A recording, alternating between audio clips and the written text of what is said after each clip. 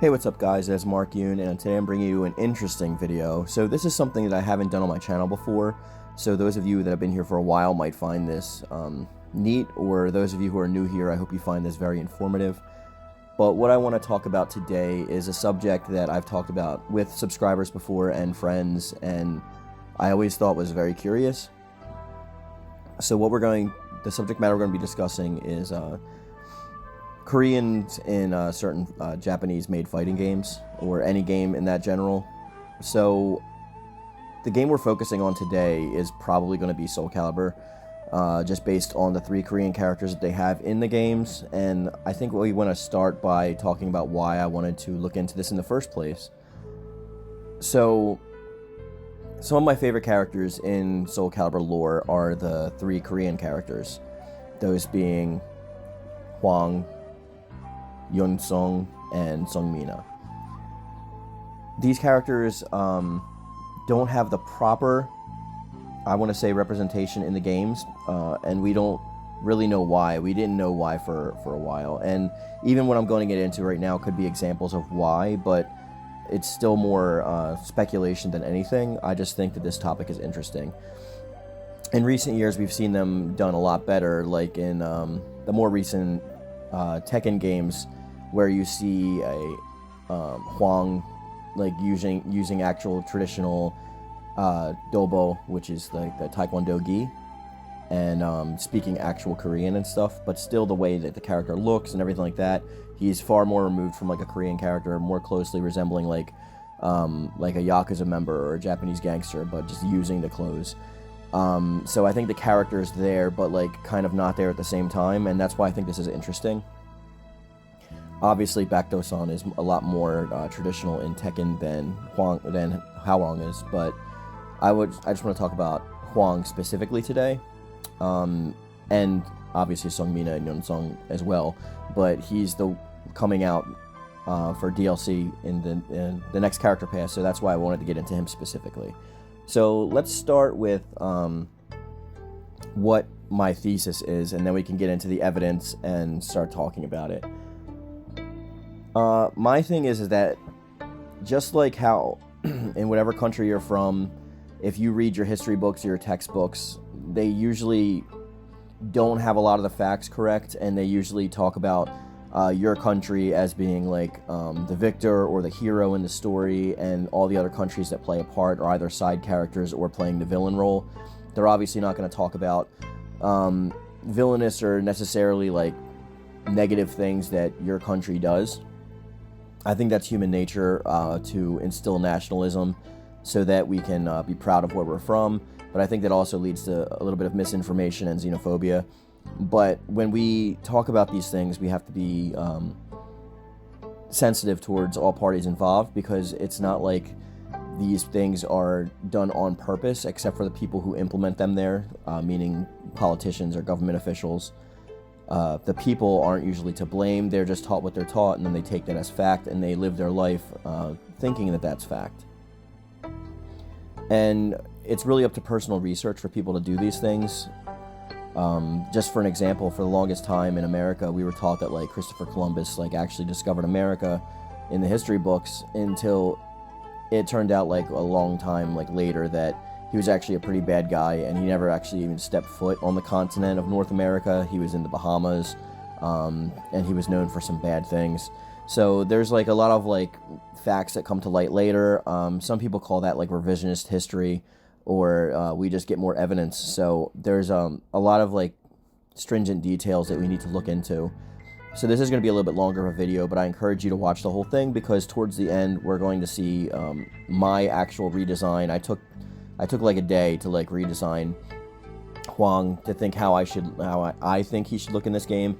He's not going to look anything like this, but this would be way more traditional, or way more based on the time period that they're trying to go for.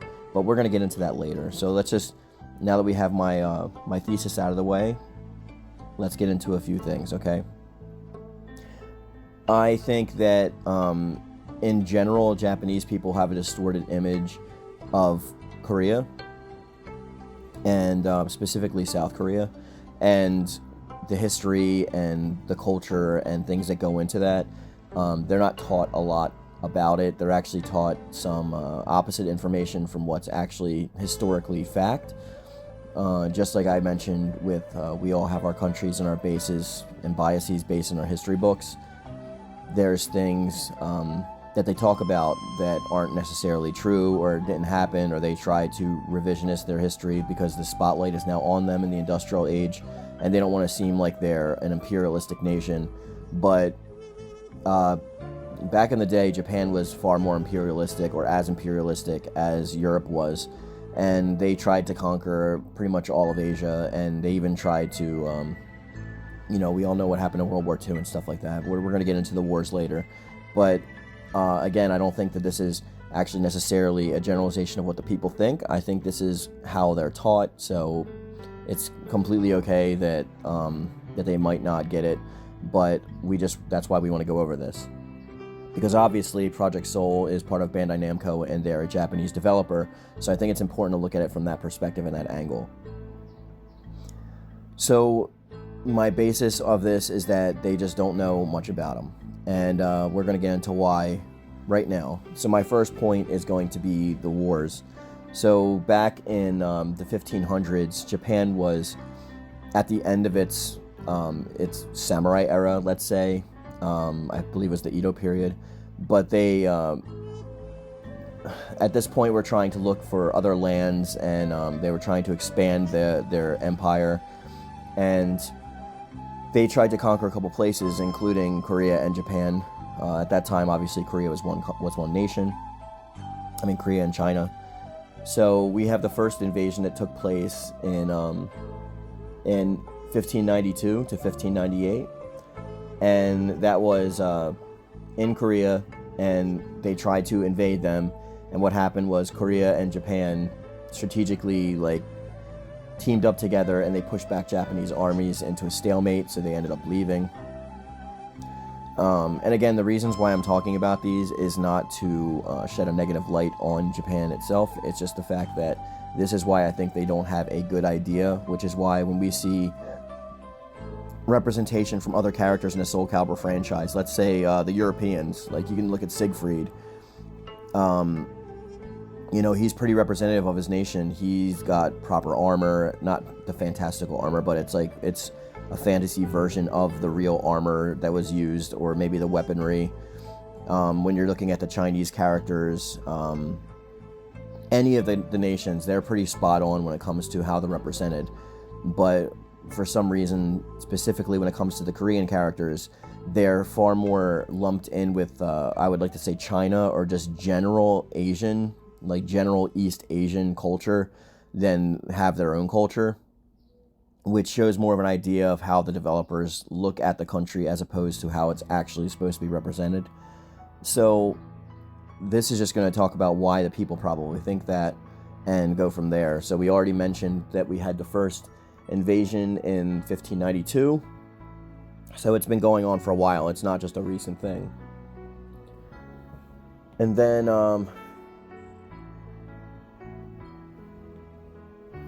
the next point that we have is the next invasion of Korea, which was in 1910. So if we read this part of this article here, we can go on to say, in 1910, Korea was annexed by the Empire of Japan after years of war, intimidation, and political machinations. The country would be considered a part of Japan until 1945, which was the end of World War II. In order to establish control over its new protectorate, the Empire of Japan waged an all-out war on Korean culture. Schools and universities forbade speaking Korean and emphasized manual labor and loyalty to the emperor. Public places adopted Japanese as well, and an edict to make films in Japanese soon followed. So just from that, it was they made it pretty much a crime to speak Korean or show any of the culture. They tried to switch everything in Korea over to Japanese, which they also tried to do in China. So if you've ever seen the movies like Enter the Dragon or something like that, that's what that's representative of. They actually did take a lot of parts of China before this happened. It also became a crime to teach history from a non-approved text and authorities. And authorities burned over 200,000 Korean historical documents, essentially wiping out the historical memory of Korea. So during this invasion, when they finally gained a foothold, trying to make Korea a Japanese province, they pretty much did what they did in China, and they tried to convert literally everything to Japanese. They wanted to get rid of the text, they wanted to get rid of the history. They even destroyed the main castle in Seoul that stood for as like their capital building. They tried to outlaw Korean speech, and I know this like specifically to be true because my grandparents are English teachers and they speak fluent Japanese based on this. So we can get into a little bit more of that later.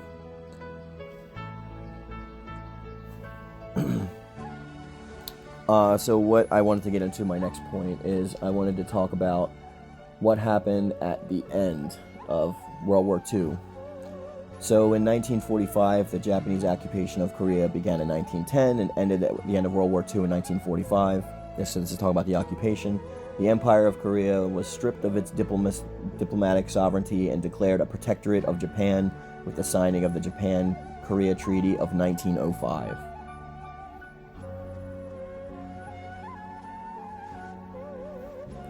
Now, this is going to get a little bit more into what I actually think about it, but we're going to now set up reasons why this is even more harmful and why this small incursion or this invasion like led into a much deep-rooted issue.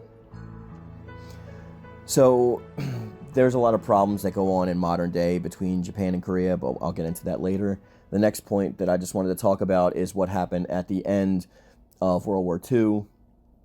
This is when Korea was actually given sovereignty back and they were given control over their own country, and they were still one country at this time. So when the Japanese Empire was dismantled at the end of World War II, Korea fell victim to the Cold War, which was America's silent war with Russia. It was a race to armament, pretty much. It was divided into two spheres of influence along the 38th parallel. The Americans controlled south of the line. The Russians installed a communist regime in the north, later ceding influence to China. So basically what this means is during the Cold War, Korea was left without leadership. They were a country that had been occupied for the last 40 years, and this is a multiple attempts by other nations to try and take Korea. I know Russia has tried in the past as well as China. Sometimes China was on their side and sometimes they weren't. But this specific time period at the end of during the Cold War, at the end of World War II, when America and Russia were racing to have better armaments against each other, the nuclear arms, and we also were racing to get to the moon and stuff like that, we had the two spheres that were divided in Korea, because Korea's placement as a peninsula, it's surrounded by water on three sides and connected to China in the north, and it's got really perfect prime location if you want any kind of influence in the east, because it's really close to Russia's right there in the north, and then China is right there, and Japan is right next to it, and you're protected by ocean. So it's really prime territory for people that are trying to enact strategic warfare. So during the Cold War, obviously we had troops that were in Korea, and the sphere of influence is the line that was drawn in between which parts of Korea were being used by whom. And as it said that the north was being run by the Russians, who later gave way to China, and the south was being held by America. So what happened with this is we had the division of Korea in August 10th of 1945 to August 17th of 1945, which is actually right after they became free, right after World War II in 1945. So this happened very quickly. They were people who were trying to regather themselves and recuperate after the long sovereignty to Japan, and losing most of their culture and their history texts, and there was a lot of other bad things that were going on, but I don't want to make this just a dark, one-sided video against Japan. I just want to shed some light on why the characters may not be as representative as other cultures in the game. So the division of Korea took place right after in 1945, and the reason being is what we just talked about before. It was a sphere of influence alongside a 38th parallel in Korea. So we had America with the south, and then we had Russia and China with the north. Now, Russia and China are both communistic nations, and they actually Their influence was felt in North Korea at the time, which wasn't North Korea, it was just the north of Korea. While America was clearly helping the South, and they were pretty much just stationed and factioned in the South, so they were both learning both different ways while they're searching for who Korea is going to be in the future. So we had the North that was looking towards communism, and we had the South that was looking towards democracy. And obviously that's what happened. There was, this leads into the Korean War, where America helped South Korea, but what happened is the country ultimately split into two.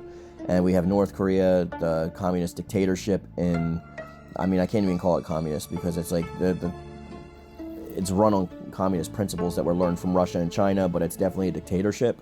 And the South of Korea became more westernized, similar to what happened to Japan. So that's why we see such a difference with the countries. So now we have like a completely split country with two separate cultures that have branched out from each other into what we're doing now. And it's just like a whole thing of like what goes and who goes where, right? So that was just the beginning part of why I wanted to talk about like why some of the differences are.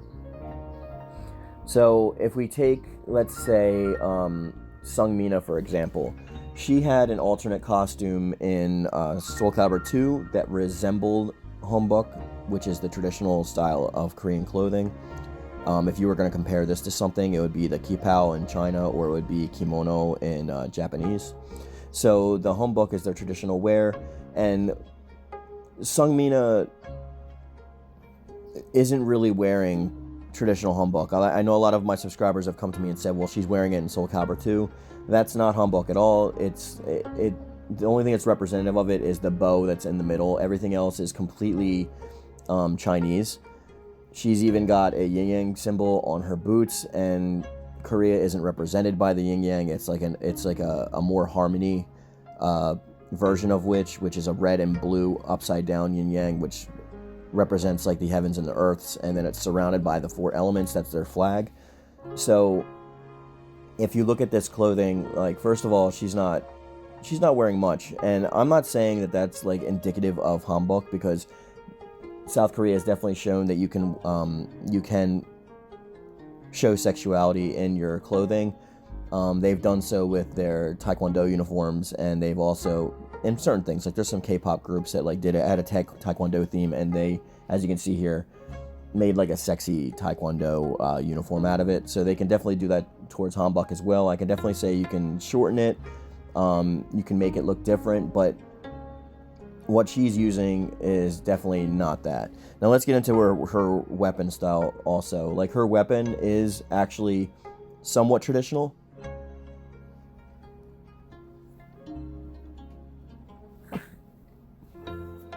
But the weapon that she's using has a specific purpose in Korean culture, and it wasn't used by soldiers or anything like that for warfare. It was usually only used by palace guards or by an executioner for executions. So, though that weapon is a traditional weapon and it can slide, it wouldn't be used by people who are just using it like that. It had very specific meanings. So if you would look at it like in a European type of weapon that the castle guards use, like with the spear on the end, like we haven't used that stuff since like the olden times. So obviously, like, it has a more traditional functionality now as opposed to a regular battle tactic. So there's ways that we can definitely change her, and they could have given her Taekwondo comes from another ancient martial art in Korea that was developed called Taekyon, actually, and Taekyon is the root of it, and the uniform is similar to Taekwondo, so they could have actually like used more of a sexified version of that, similar to what they do with Hwang in Tekken.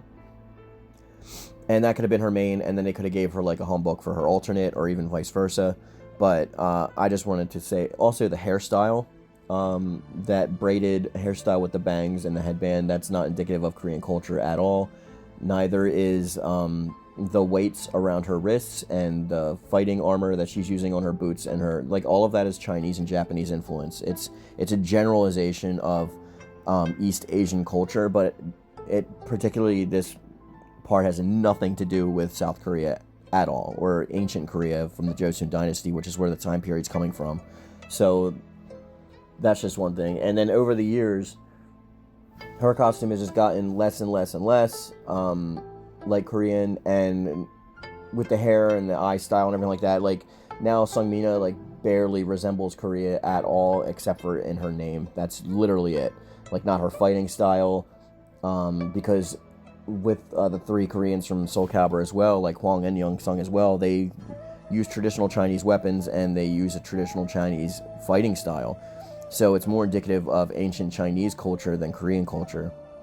And again, I don't think this is malicious or with any ill intent. I think it's because the developers simply don't know enough about ancient Korea because they weren't taught about it in school. It wasn't represented properly, and they're only looking at it through the eyes and the lens of them all coming from China. Because if you follow anthropology, all of the Eastern Asian cultures and most Asians come from China at some point in the past anyway. So it can be muddied up a little bit as to what comes from and where it goes. So I want to talk next about Yoon Sung. Yoon Sung has a similar problem with his character than the others do. He started out very... he was an alternate of Hwang. So, like, he started out with, like, you know, a Chinese short sword. And there is a traditional Korean weapon that looks like this, but it was mainly used by, like, I guess ruffians is the right term for it. Like, people outside of the law, not, like, nobody in, like, the actual place. And, it was similar. It's not exactly the same, but the fighting style is definitely not there. His clothes start out looking like ancient Taekyon gi, like a variation of it, and then over the years now he just looks like a shirtless pirate. The hairstyle, him and Hwang both have spiky hairstyles in the beginning, and for that time period, that was actually impossible for men to have that hairstyle, because women had a variation in hair, but men pretty much all wore similar to the Japanese era at the time, with they pulled their hair up and they had it in a bun, similar to a top knot, and that's just how every man was. They all had long hair. There was nobody with short hair at that time in that time period at all. That's a complete fabrication, and it doesn't stand for their culture. So it's obviously going to not be short and spiky. And I can see coming from a character design standpoint, but as I'm showing on screen, you can see differences between era clothes from that era and how we could have actually made him looked a little bit better. And the same goes for Hwang. Hwang, he's wearing like traditional Chinese clothes and a scarf. The headband's not a headband that anyone in Korea would have wore at the time. His hair is way too short and spiky. It never would have looked like that. His clothes resemble more of a kipao than a hangpak. And the symbol in the center, while that looks Asian, it's not Korean at all, because if you look in the hanbok here in this picture, most of the traditional decorative hanbok, like for ceremonies and stuff, not the normal everyday hanbok, certainly not one a fighter would wear. Usually it was representative that the female would have the giant symbol, not the male. Their clothes were more subdued or held back. It was a representation of how the male was perceived in Korean culture. Less decorative, more standoffish and protectorate. So it's just... like the clothing ties into the culture, which is why it's so strange when you see them represented in like a Chinese fashion, and this is what sparked this whole interest in this in the first place. So I only brought up the wars to like literally show that they might not have a positive view or representation of each other. And even as far as weapons go, like they don't use the proper weapons, they don't have the proper hairstyles nor hair colors. They're seen to be wearing a lot less clothing than they usually should have, whereas the Japanese characters like Mitsurugi or even Taki for that matter are wearing like traditional versions of those costumes, as fantastical as they may be. And the weapons, we can definitely get into some things. Like they have like, besides their own specific armors, which I'm showing on screen as I'm talking, they could use their traditional spears. There was also Korean swords are called gom, and they all take influence from Chinese culture, Japanese and Korean alike. And katanas are not just Japanese. There is a version of katana in Korea as well, and a lot of the traditional sword fighting actually incurs using double katanas. So I would say that like the character that we could use for Hwang to actually change his style would be give him a double gom instead of giving him like a Chinese sword and making him use like a kind of Chinese fighting style. I'm going to show you two examples right now while we're talking of Korean swordplay, while we're showing some Korean weaponry after that.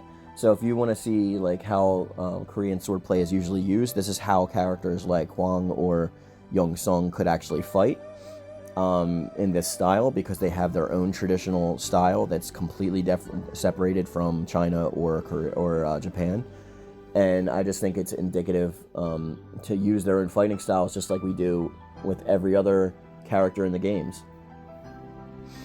And this would make it a lot more traditional, and the characters would be a lot more effective as coming across as Korean. Because as you guys know, like, I'm not saying that like representation is the most important thing in the world, but when it comes to a game like this that is touted as like a fantasy based in history, and you have all these characters who are based on certain specific cultures and representative of those cultures, and they all exactly align with those cultures and ideals and use the weaponry of the time and the hairstyles and everything, but you have the three Koreans who are a lot of people's favorites, and they're a fantastical version of an Eastern Asian generalization and have nothing to do with the country which they purport to hail from. So if you're talking about like Joseon Dynasty era characters, we need to fall in line with the Joseon Dynasty classics. And like I said before, I'm not saying you can't have your own specific takes on the characters. I'm not saying that you can't change up the armor or change up the weaponry and give it more of a fantasy feel, but how it's portrayed literally affects like the character itself. And when you have all three characters that are representative of that one country that are a generalization and have nothing to do with the specifics of the character themselves, then it's a problem, because you have this one nation that looks like it has nothing and no culture, while the other ones all have their own very specific cultures and ideals. Whether it's Sophitia and Europe, or whether it is Talim, or whether it is, you know what I mean? You can go down the line. They're all representative and indicative of a place, which is also indicative or representative of a time. So before we end this video, and I didn't really get into everything I wanted to talk about, I just wanted to kind of show like what things could look like. So I took the time to actually redesign actually the character of Hwang myself. So I'm going to show him on the screen now, and then we're going to talk about it a little bit. And this is my specific design that I went over. So if you see, we have his fighting style completely changed with his traditional Korean stance, and he's using tugom, so we can actually have that sword fighting style himself. And he has the traditional bun, the Korean hairstyle for the time, and he's wearing battle modified hanbok. I did give him the bracers of the guards and the army as opposed to a regular fighter, but that's because I just wanted to mix it up and show different parts of the culture. But I know this isn't like a perfect representation of what we would assume he would look like. This is how I envisioned that they could just, start with a base or make him look a little bit like this, and it'll be more indicative or representative. And you could do the same thing with Seungmina or with Yoon. Maybe Seungmina, you can give her the trident spear as opposed to the staff spear that she uses, and she can have a similar moveset, but it'll be a lot more forward thrusts and stuff. It would look a lot more like it would look a lot more like Kilik's style than the style that she uses currently. And when we also go over and differentiate Yoon, you can give him a regular blade or a sword, and take away the short blade that he has, or use the short blade but give him a different backstory, like maybe how he's a ruffian or something like that, because he is sort of. But this is in no way means to an end. This is in no way the definitive version that I want to see Hwang as. This is just my example that I took the time to make of how the character could look. And as you can see, he looks quite different from all the other characters in the game. So even if you add fantasy elements to him, he'll definitely stand out and be separate from his characters and his counterparts that in the past, and actually be indicative of the place he's from, as opposed to just like I said, a generalization. Basically, what we have is we've turned the 3 Koreans into fortune cookies, which have nothing to do with Asia. They were created in America, and it's a totally American thing, but we're just like, hey, this is indicative of all of China. That's not how it works. That's not how it should work. And I understand it's a game. It's not a big deal to some people, but to some people it is, because it's kind of like taking the entire history and wiping it under the rug and just kind of like ignoring like it didn't happen and pretending that everything is exactly like China and Japan, which is definitely not. And these are like these are my favorite characters in the game. So for me to still have them as my favorites, even though they're so misrepresentative, shows how good the characters are. I just wish they would move into a direction like the rest of the cast, so they can actually fit in better. And I don't think other people have a problem with that as well. We just want to show off the cultures we're proud of and the places we're from, and even if it's in something small like a video game, becoming closer to the actuality of that is probably the best route. And like I said before, I'm not saying that the whole of Japan are like evil and that it's just done on purpose, and Project Soul knew about the history and trying to cover it up on purpose for some Japanese conspiracy. I'm just saying that the way that the culture was almost destroyed and covered up, and because Japan was like controlling the area at the time, and what their history books are telling them about how Japan as an imperialistic empire was probably shown to be in a good light for them. This is why they don't know about the bad things that their country did, or most of them. At least it's definitely not taught in schools in their history books.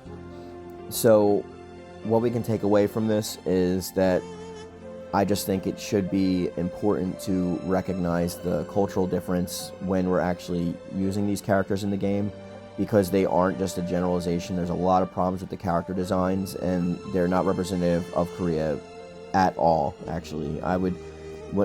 For the longest time when I was playing as these characters, before their names came into play, because they're literally Korean in name only, I literally thought they were some kind of Chinese, or even like a Hun, you know what I mean? Like, I thought they were traditionally Han Chinese, or they were like, you know, part of Genghis Khan's army, something. I don't know. They don't look anything like a traditional Korean in any aspect, literally whatsoever. From their shoes to their pants to their kipao, because it's not hanbok that they're wearing, it's definitely kipao, mixed with kimono in Sungmino's case. Their weaponry, their fighting styles, their attitudes, the credos that they hold, their hairstyles, their eyes, their features. Not one part of them represents Korea except for their names. So I hope you guys found this video informative, and I hope nobody took offense to anything that I said, because I'm just trying to represent it properly and thoroughly. If there's any more questions that you have, you can drop it for me in the comment section down below, and I will happily answer them, as opposed to the history or anything like that, or any more deeper questions that I couldn't cover in this video because I did it on the fly. And anything else that you guys want to say, we could drop it below. I want to thank you guys personally for watching this video. This is the most intense video I've had on my channel in the 2.5 years that it's been around. So thank you for being a part of it. I hope you share it or spread it around other social media, like Twitter or whatever, if you liked it, so it can get out there to more people. And if you would like to see me cover something else like this in the future, please give me ideas below, and I will give you a shout out if I use your video. As always, the top comment in this video will get pinned, and I hope to see you guys tomorrow. And as always, guys, peace. Anihige seyo.